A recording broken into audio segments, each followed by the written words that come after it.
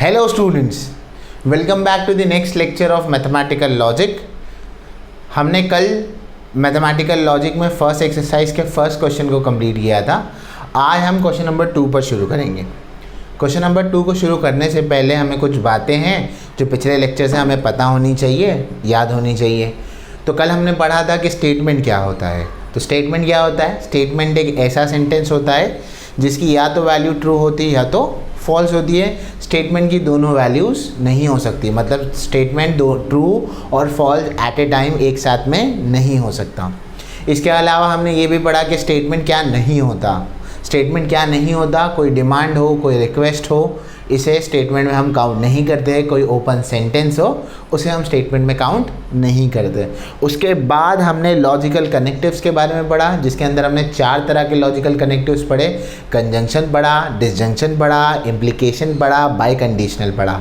जब हमने कंजंक्शन यानी एंड के बारे में पढ़ा तो हमें उसके रूट याद होने चाहिए। एंड में अगर दोनों ट्रू है तो ट्रू, बाकी सब फॉल्स। और में क्या था? दोनों फॉल्स है तो फॉल्स, बाकी सब ट्रू। इम्प्लीकेशन में क्या था? सेकेंड वाला फॉल्स है तो फॉल्स, बाकी सब ट्रू। और बाई कंडीशन में क्या था? दोनों ट्रू है तो भी ट्रू, दोनों फॉल्स है तो भी ट्रू, बाकी सब क्या होंगे? फॉल्स। उसके साथ साथ हमने नेगेशन के बारे में भी सीखा।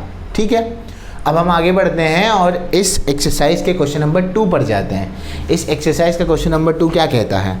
इस एक्सरसाइज का क्वेश्चन नंबर 2 ये कह रहा है, right the following compound statement symbolically. ये जो कंपाउंड स्टेटमेंट्स है इसको सिम्बॉलिकली लिखना है। कंपाउंड स्टेटमेंट्स का मतलब क्या? दो जुड़े हुए स्टेटमेंट्स यहाँ पर है, उसको आपको सिम्बॉलिक फॉर्म में लिखना है।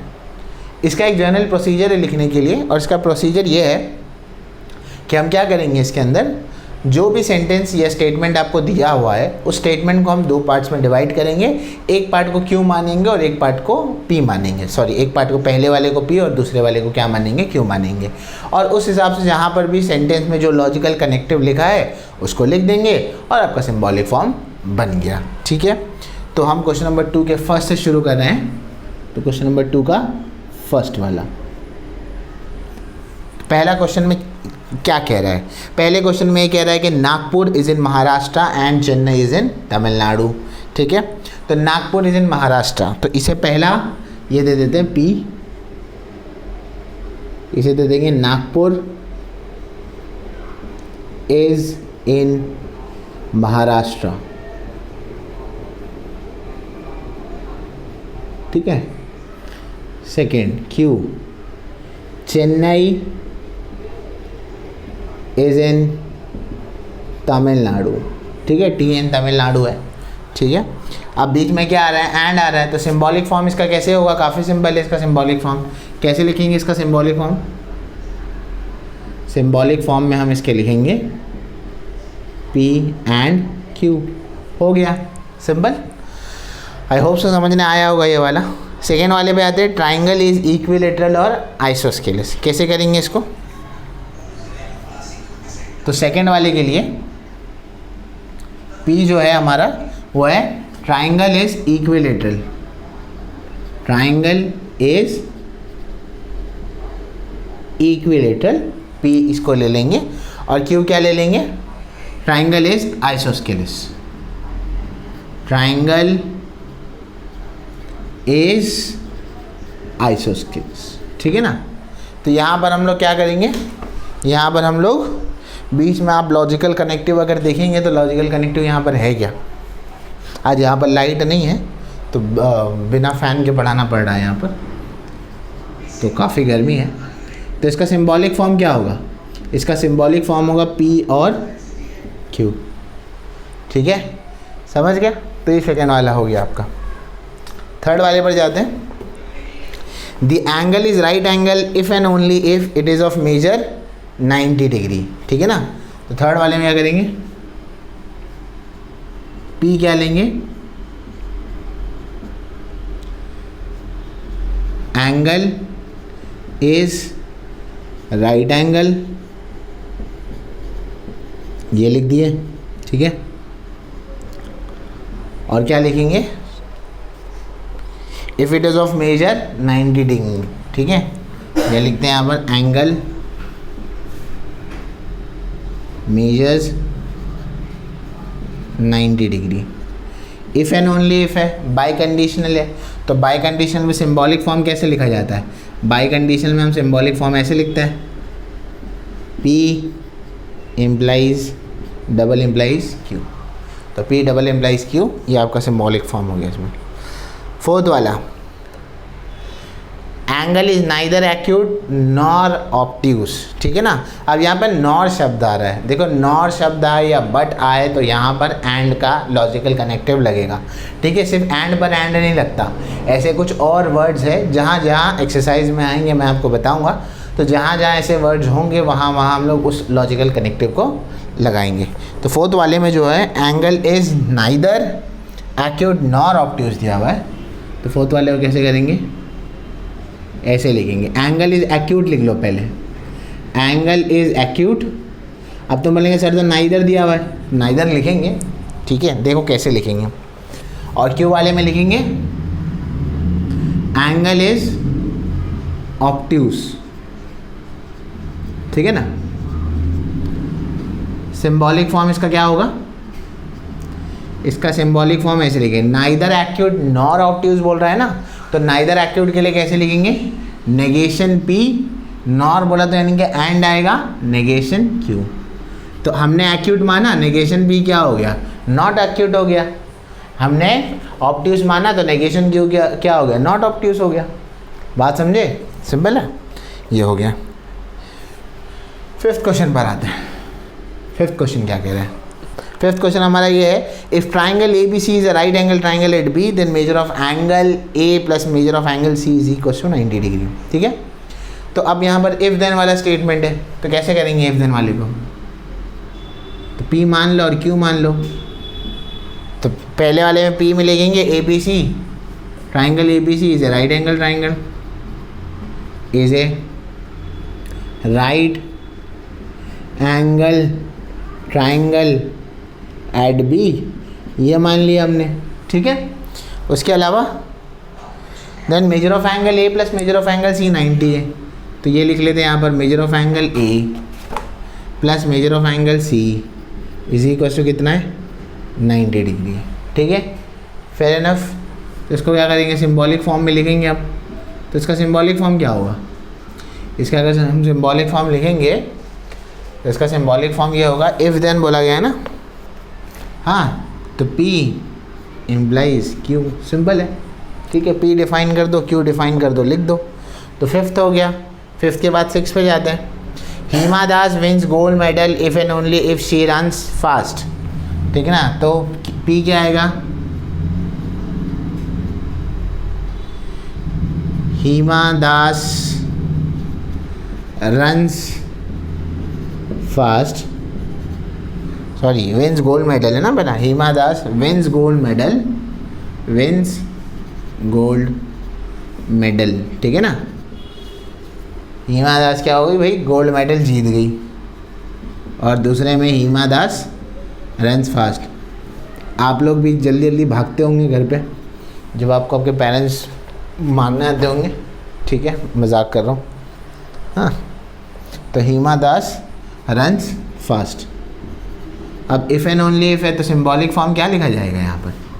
ठीक है ना, अमोल रन्स फास्ट, तो ये होगा P बाय इम्प्लीकेशंस Q बराबर। इफ़ एंड ओनली इफ बोला गया तो यही लिखेंगे आप, काफ़ी सिंपल है। एक मैं आपके लिए छोड़ देता हूँ लास्ट वाला, x is not a rational number but it is a square of N integer. चलो कर देता हूँ यार, ये भी जब इतना कर दिया तो ये भी कर देते हैं। तो P स्टेटमेंट क्या आएगा? हाँ, यहाँ पर बट आ रहा है, बट आया तब भी क्या लगाना है? एंड लगाना है। तो नॉर आया तब भी एंड लगाना है, एंड आया तो भी एंड लगाना है, बट आया तो भी एंड लगाना है। तो ये वर्ड्स को याद रखो। तो P ले लेते हैं, x is a rational number, x is a rational number, rational number. तो x एक रैशनल नंबर है, P को हम ये मान लेते हैं। Q को क्या मानेंगे? x is a square of N integer, x is a square of N integer, ठीक है। क्या करेंगे इसका हम लोग? हाँ, तो बस सिंबॉलिक फॉर्म में लिखना है, पर जैसे कि ऊपर वाले क्वेश्चन में था नॉट दिया था, तो ये नेगेशन भी हो जाएगा क्योंकि x is not a rational number बोला गया है ना। बट है तो एंड लगा दो और यहाँ क्यू लगा दो, सिंपल है। तो यहाँ पर तुम्हारा सेकेंड क्वेश्चन कंप्लीट होता है। तो होप सो ये सेकेंड क्वेश्चन समझ में आया होगा। तो ये हो गया यहाँ तक, तो उसको कॉपी कर लो अब, ठीक है।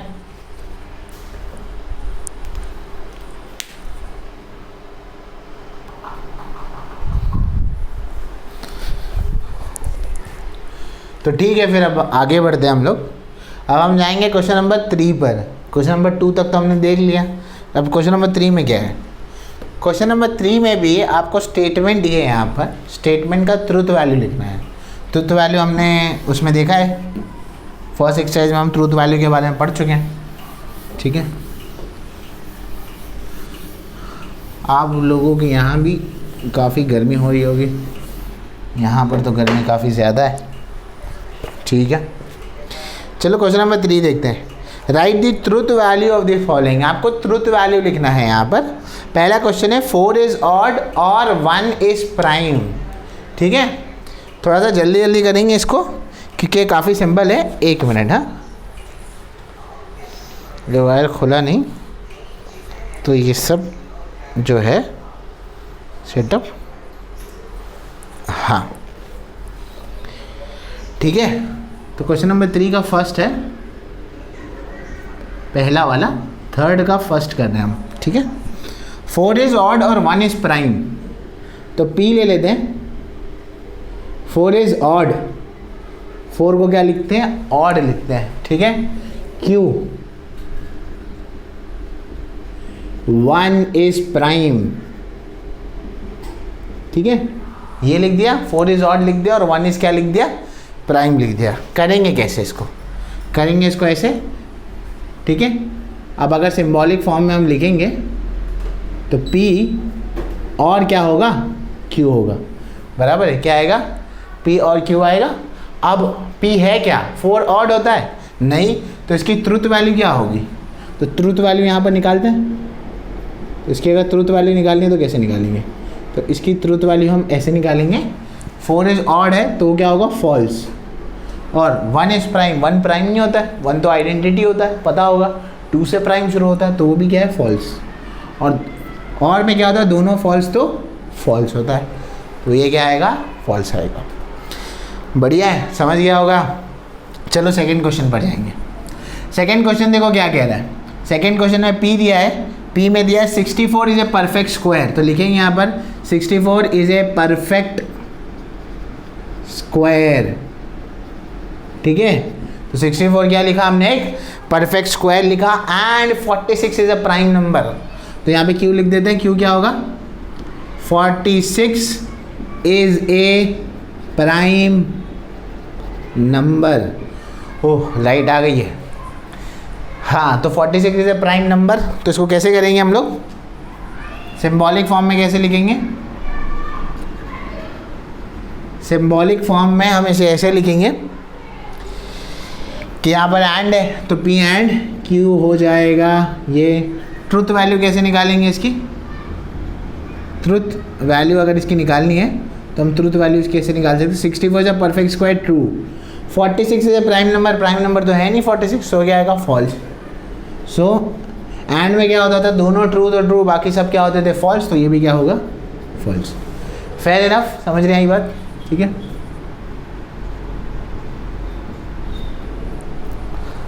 हाँ, थर्ड वाला, 5 is a prime number and 7 divides 94, ठीक है। तो P 5 is a prime number, 5 is a prime number, ये लिख दिए। तो 5 इज़ अ प्राइम नंबर लिख दिए। और नेक्स्ट क्यू में क्या लिखेंगे, 7 डिवाइड्स 94, 7 डिवाइड्स 94। सिंबॉलिक फॉर्म लिखना है हमको इसका, तो इसके सिंबॉलिक फॉर्म में क्या आएगा बताओ। मेरी राइटिंग थोड़ी छोटी है, होप सो वो फुल स्क्रीन करते होंगे तो दिखता होगा तुमको। एंड बोला गया तो P एंड क्या आएगा, Q आएगा, बराबर। ट्रुथ वैल्यू निकालनी है इसकी। ट्रुथ वैल्यू कैसे निकालेंगे, ट्रुथ वैल्यू निकालने के लिए 5 is a prime number, true है ना, 5 तो प्राइम होता है। 7 डिवाइड्स 94, 7 1 से 7 हो गया, 2 बचा 24, 7 के टाइम 24 नहीं आता तो फॉल्स है। तो ट्रू का एंड फॉल्स के साथ करना है, दोनों ट्रू तो ट्रू होता है, बाकी सब फॉल्स होता है, तो ये भी क्या आएगा, फॉल्स आएगा। समझ गए। क्वेश्चन नंबर 4 पर आते हैं हम। अब देखते हैं क्वेश्चन नंबर 4 क्या कह रहा है। क्वेश्चन नंबर 4 ये है, it is not true that 5 - 3i is a real number. तो हम क्या लेंगे, पहले p ऐसे ले लेते हैं, इसमें सिर्फ एक ही स्टेटमेंट है, 5 - 3i is a real number, ठीक है ना, रियल नंबर लेते हैं। अब सिंबॉलिक फॉर्म लिखते हैं इसका। सिंबॉलिक फॉर्म में इट इज़ नॉट ट्रू बोला है, नॉट ट्रू बोला है तो नेगेशन लगाएंगे, तो ये क्या होगा, नेगेशन p होगा, बराबर है। अब इसका ट्रूथ वैल्यू निकालेंगे। अब जब इसका ट्रूथ वैल्यू हम निकालेंगे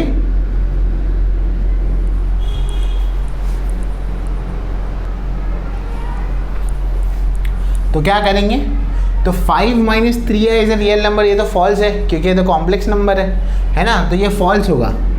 तो ये नेगेशन ऑफ f क्या होगा, ट्रू होगा, तो इसकी ट्रूथ वैल्यू क्या आ जाएगी, ट्रू आ जाएगी, बराबर है। नेक्स्ट क्वेश्चन पे आता है, क्वेश्चन नंबर 5 पर, ठीक है, ये समझा होगा तुमको। क्वेश्चन नंबर 5 क्या कह रहा है, इस 3 × 5 यानी 3 × 5 इज़ 8 दिया हुआ है, and then 3 + 5 is equal to 15 दिया है। इफ़ देन वाला है यहाँ पर, तो p क्या है, p होगा यहाँ पर 3 × 5 इज इक्वल टू 8। q क्या है यहाँ पर, 3 + 5 इज इक्वल टू 15 है।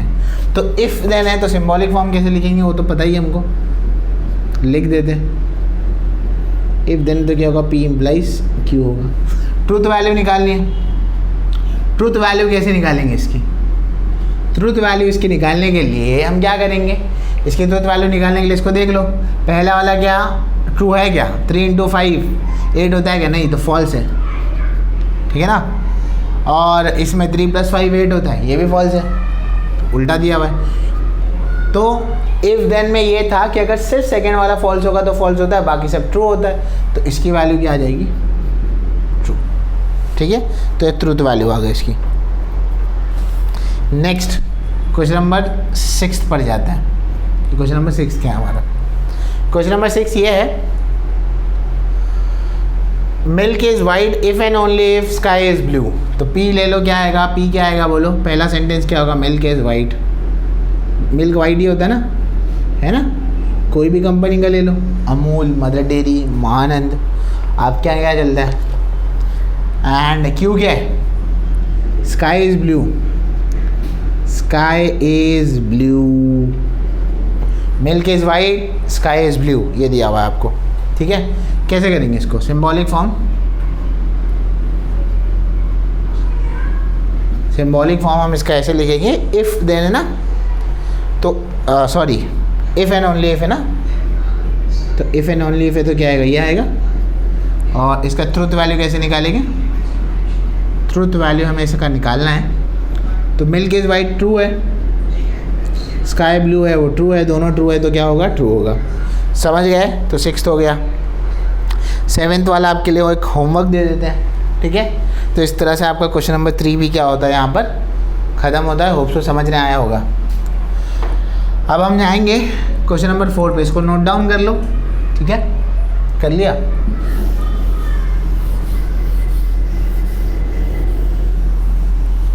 ये हो गया।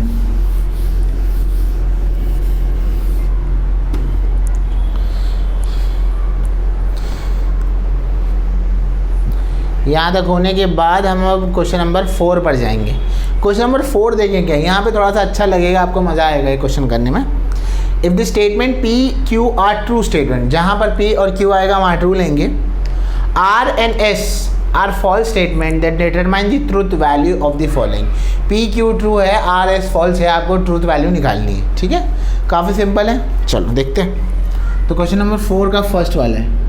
मैं एक रैंडम ऑर्डर में इसमें सम्स करवाता हूँ आपको, जो मुझे लगेंगे डिफ़िकल्ट है, क्योंकि पूरे के पूरे 8 करेंगे तो बहुत ज़्यादा टाइम हो जाएगा, ठीक है। तो पहला वाला पहले ट्राई करते हैं। P है, उसका R करना है Q एंड R के साथ, ये पहला वाला हमारा, ठीक है। तो चलो देखते हैं इसको कैसे करेंगे।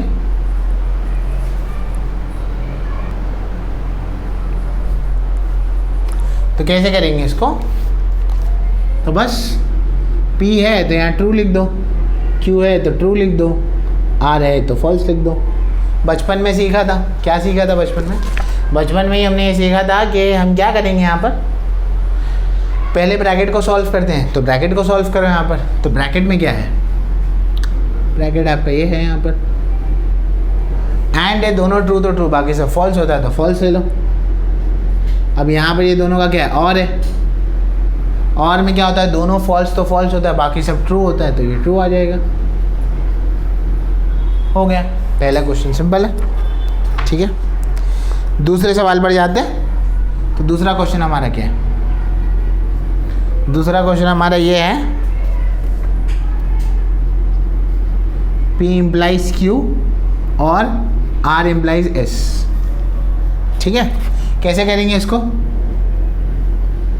ट्रू, ये ट्रू, पहले यहाँ पे फॉल्स, फिर यहाँ पे फॉल्स। ठीक है ना, इम्प्लीकेशन में क्या था, सेकेंड वाला फॉल्स है तो सिर्फ सेकेंड वाला फॉल्स है तो फॉल्स, बाकी सब ट्रू होता है। तो ये ट्रू होगा, ये भी ट्रू होगा। हाँ, और लेना है तो और में क्या होता है, दोनों फॉल्स है तो फॉल्स होता है, बाकी सब ट्रू होता है, तो ये क्या होगा, ट्रू होगा। ठीक है, समझ गए, आसान है। अब हम जंप करते हैं, क्वेश्चन नंबर 6 करते हैं और क्वेश्चन नंबर 8 करेंगे। तो इसमें 4 मैंने किए, 4 आप करेंगे। ठीक है, तो क्वेश्चन नंबर 6 देखते हैं हम, तो क्वेश्चन नंबर 6 क्या है। ठीक है, तो क्वेश्चन नंबर 6 ये है, नेगेशन P का एंड है, नेगेशन Q है, उसका एंड है, यहाँ पर R है।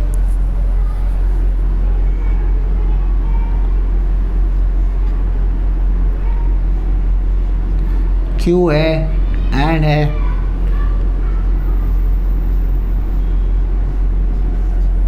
ठीक है। कैसे करेंगे हम इसको, इसको करने के लिए बस सिंपल है, नेगेशन P लेना है। P क्या है, ट्रू है, उसका नेगेशन क्या होगा, फॉल्स, तो फॉल्स लिख दो यहाँ पर डायरेक्टली। यहाँ पर भी क्या आ जाएगा, फॉल्स आ जाएगा, और यहाँ पर R तो ऑलरेडी फॉल्स है। ठीक है, इतना समझ गए। यहाँ क्या होगा, यहाँ होगा Q है, अब Q पे क्या आएगा, ट्रू आएगा, R पे क्या आएगा, फॉल्स आएगा, बराबर है, तो R पे फॉल्स आ गया। और हो गया, P पे क्या आएगा, ट्रू आएगा, R पे क्या आएगा, फॉल्स आएगा। शाबाश, ठीक है। बस अब क्या है, सॉल्व करना है। तो पहले अंदर अंदर के ब्रैकेट को सॉल्व करो। एंड है, दोनों ट्रू तो ट्रू, बाकी सब फॉल्स होता है तो ये फॉल्स हो जाएगा, तो यहाँ ये ब्रैकेट ख़त्म हो गया। एंड है, दोनों ट्रू है तो ट्रू होता है, बाकी सब क्या होता है, फॉल्स होता है, तो ये फॉल्स होगा।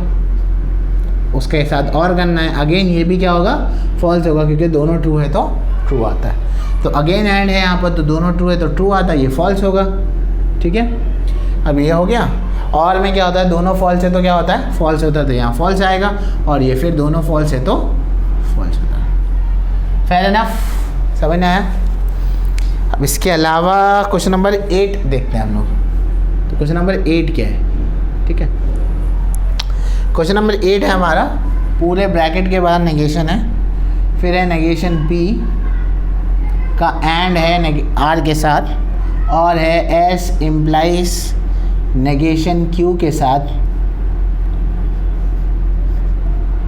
फिर डबल इम्प्लाइज है P का R के साथ। ठीक है, ये है हमारे पास। कैसे करेंगे इसको हम लोग, काफ़ी सिंपल है ना इसको करने के लिए। इसको करने के लिए करेंगे, ये नेगेशन वैसे का वैसे ही है, नेगेशन P यानी कि क्या होगा, फॉल्स होगा। क्या होगा, फॉल्स। उसका एंड है R के साथ, R तो ऑलरेडी फॉल्स है तो ये फॉल्स लिख दो। और है S क्या है हमारे पास, फॉल्स है तो फॉल्स लिख दो। नेगेशन Q है, नेगेशन Q क्या था, ट्रू था, तो नेगेशन Q क्या होगा, फॉल्स होगा, बराबर। ओ हाँ,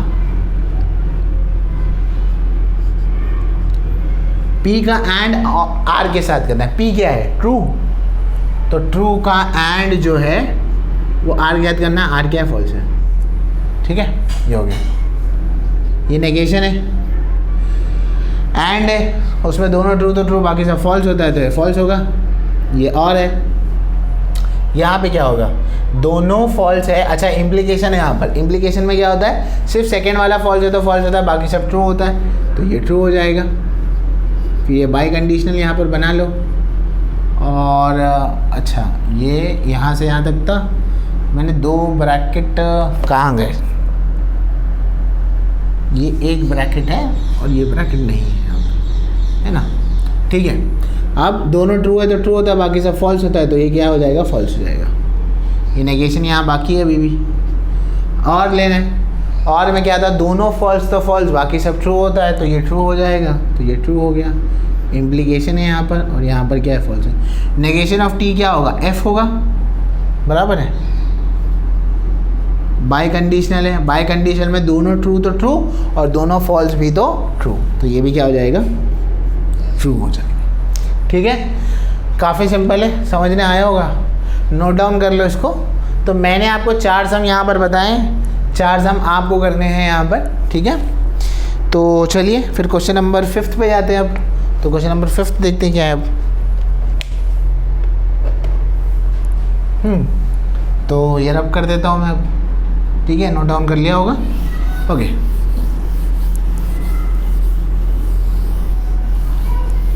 तो क्वेश्चन नंबर 5 पे गए हम, क्वेश्चन नंबर 5 पे जाएंगे।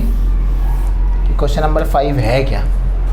अब क्वेश्चन नंबर 5 जो है वो ये कह रहा है, right the negation of the following. Negation लिख रहे हैं इन सबका, काफ़ी आसान है लिखना। पहला, तिरुपति इज इन आंध्र प्रदेश, तो इसका नेगेशन क्या होगा। क्वेश्चन नंबर 5 का 1 है, तिरुपति, वो तिरुपति है ना, Tirupati, Tirupati is not in Andhra Pradesh. Simple, ये एक्सरसाइज का सबसे इजी बिट है। Second, 3 is not a root of the equation x square plus 3x minus 18 is equal to 0। Simple, not है तो नॉट हटा दो, बस हो गया। क्या होगा, 3 इज ए रूट ऑफ, काफ़ी सिंपल है ना, of x square plus 3x minus 18 is equal to 0। ठीक है, root 2 is a rational number. Third वाला क्या आएगा, तो root 2 is not a rational number. ठीक है ना, बच्चों वाले क्वेश्चन है छोटे छोटे। फोर्थ वाला, polygon A B C D E is a pentagon, तो क्या आएगा, polygon A B C D is not a pentagon. Polygon A B C D E is not a pentagon. Fair enough. Next, 7 plus 3 greater than 5 है, तो not greater than 5 कैसे लेंगे, 7 plus 3 not greater than 5। Simple. तो ये आपकी पहली exercise यहाँ पर कंप्लीट होती है। ठीक है, होप सो आपको ये सारी चीज़ें समझने आई होगी। अगर चीज़ें नहीं समझने आई है तो मुझे ऐप पर बताओ या कमेंट सेक्शन में बताओ, मैं आपको उसको रिप्लाई करने की वहाँ पर कोशिश करूँगा। अगर तब भी ना समझे तो फिर हम कोई और वे को फिगर आउट करेंगे। तो इस तरह से तुम्हारी फर्स्ट एक्सरसाइज यहाँ पर क्या होती है, कंप्लीट होती है। Okay, thank you.